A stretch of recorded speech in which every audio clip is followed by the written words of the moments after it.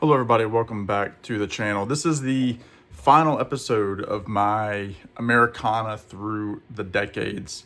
It's been really fun. I've gone from the 60s, now I'm doing the 2020s. So I appreciate everybody that's subscribed as a result of this. Thank you to everybody that's commented, who's left recommendations. Hopefully I've inspired you to go out and buy some new music. Also, recording this on a new phone, so let me know if the sound is good, so that I can make adjustments for this in the future. But this episode is essentially going to be called 2020s and beyond. What's the future of Americana now? A lot of the artists that I've showed for the last couple of decades are artists that are still very relevant and very much at the forefront of Americana. I've talked about Lucas Nelson. He's still kind of one of the younger guys out there making a name for himself. I've talked about the Wood Brothers. They've been around for 20, 25 years now, but they're more popular than ever. I mean, they tour all the time. I kind of half mentioned Mumford and Sons, who are able to fill out stadiums. So there are people out there that are still doing it, and I kind of picked 5 albums from some artists who are really kind of moving forward in the 2020s, and then I'm going to talk for a few minutes about where Americana's headed, what it's looking like, that sort of thing. So again, thank you all for taking part in this series. So the first that I'm going to show is this gentleman right here, Nathaniel Rateliff. He is the frontman of Nathaniel Rateliff and the Night Sweats. This is an album that he put out called And It's Still All Right. It came out in 2020, kind of a COVID album, solo project. He sings in this almost like, normally he sings in this very soulful, kind of Wilson Pickett, soul revival kind of stuff. But this album, he sings a little bit more guttural, a little bit more soft, and it's almost like a different singer. Again, the album cover there kind of tells you what kind of record you're going to be getting here. This is a really good album. I first heard the tracks from it on the Sirius XM channel, The Spectrum, and really was digging the songs that I heard. And It's Still All Right is a good one. Expecting to Lose, Time Stands is my favorite on here. But yeah, fantastic record on Stax Records.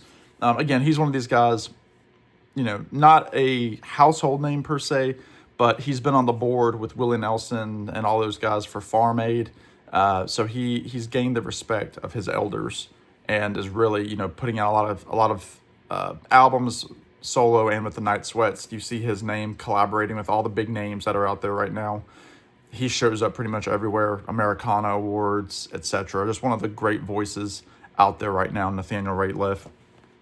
This is the guy who's kind of, the direction of where Americana, I think, is headed right now. And that's going to be Billy Strings. This is his album, Me and Dad. There's Billy as a young boy.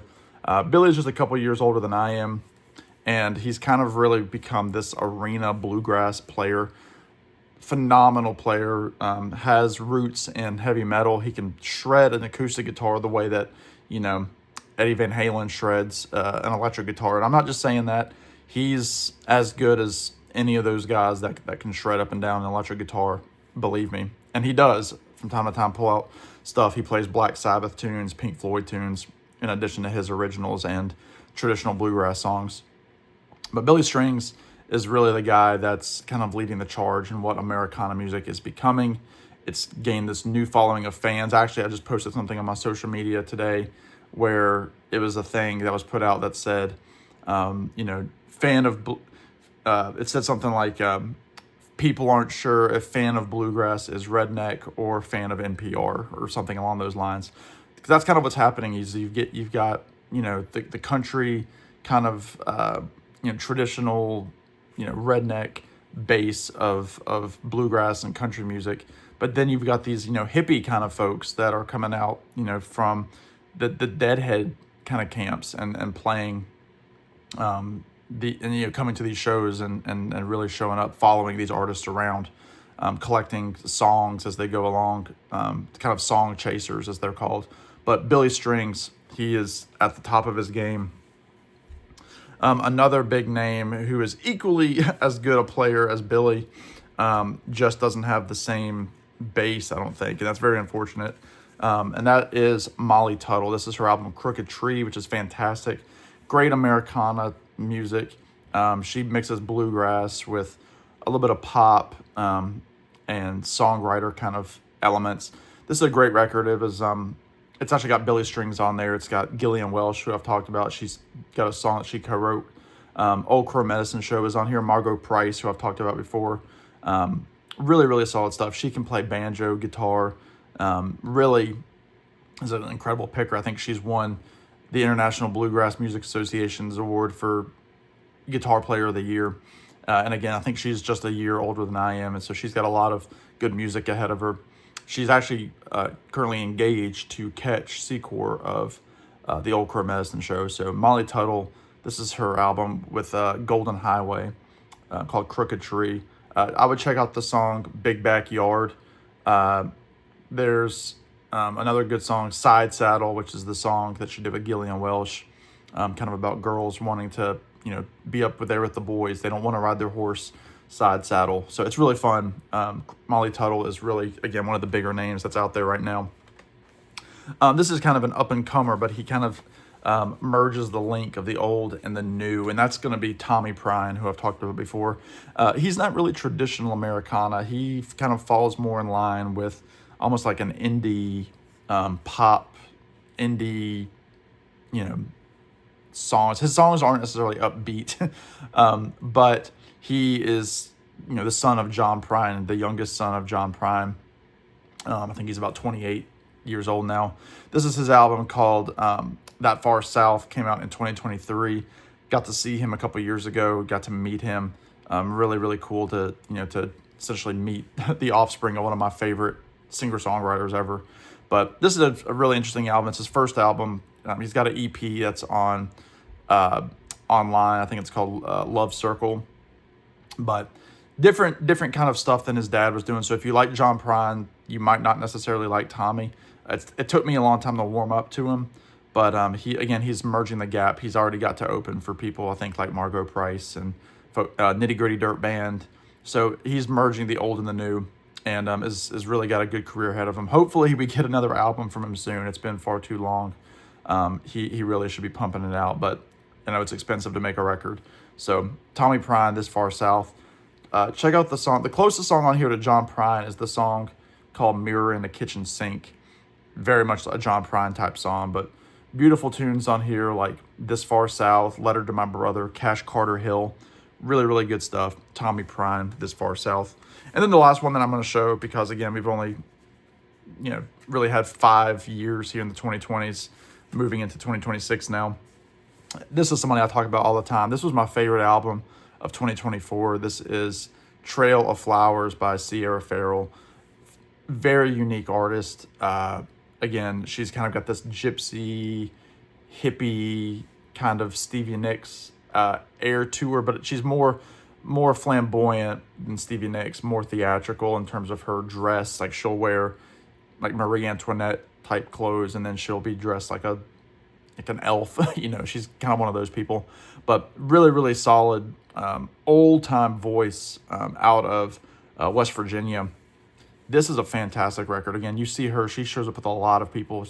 Billy Strings, she's collaborated with Mumford & Sons, Post Malone, all these different people. She is going to be the next big thing. This album is fantastic. I want to say it's her third full-length album, but this album is fantastic. It gets better every time I hear it. Kind of has this, again, very old-time sound to it. Kind of has some creepy parts to it, but it's just really well produced, really well done. And I can't recommend it enough. Check out the songs. Dollar Bill Bar, which is a really great song about, you just listen to the song. She does a song called I Could Drive You Crazy, which has this great, very catchy chorus, scratch fiddle playing. It's fantastic. So Sierra Farrell, next big thing in Americana music. She's going to be really big. And yeah, fantastic. So there are the albums. Now, where is Americana music heading? Well, again, I think it's on a very solid trajectory. I think people kind of got fed up with mainstream music in terms of, and I say people, people that were liking music and were just listening to the radio. I think a lot of them kind of got fed up with machine music, with electronic kind of instruments, nothing that was real, that was being on the hit records.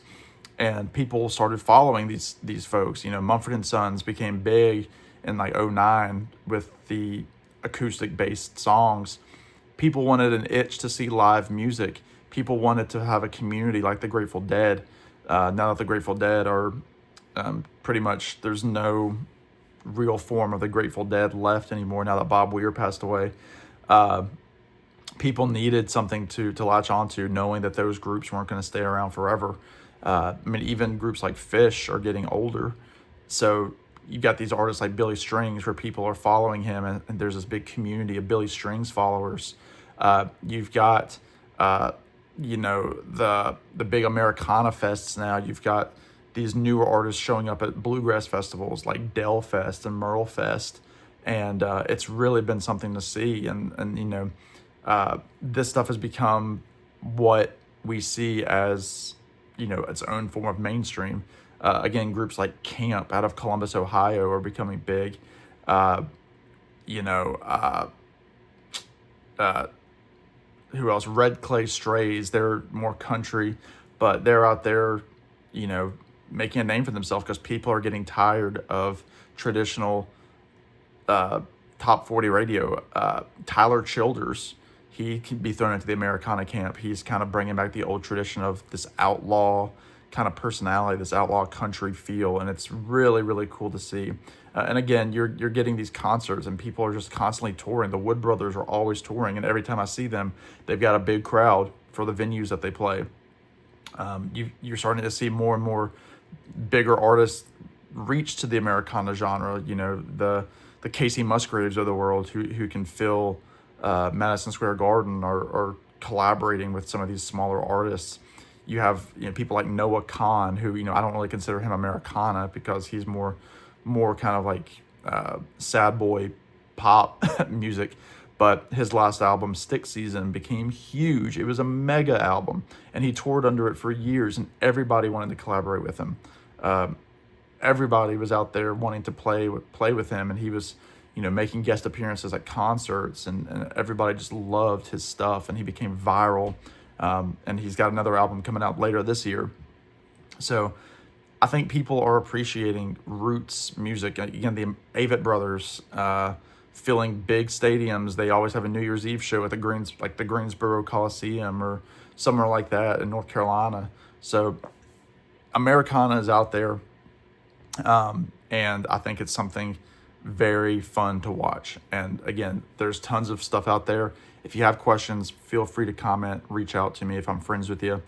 Reach out to me on social media, on my Americana Sam Instagram page, and I'd love to have a conversation about it and give you a couple recommendations. So again, thank you all very much for the support in the series. There were a few times where it kind of waned a bit in viewership, but I appreciate those of you that stuck around and commented. So that does it for me. Hopefully I'll be back with more regular type videos that you're more used to on here, but I was glad to do this. So thank you, Glenn Kellaway, for the recommendation to do this. But that does it for me, everybody. In the meantime, y'all be good, take care, and we will see you on the next one.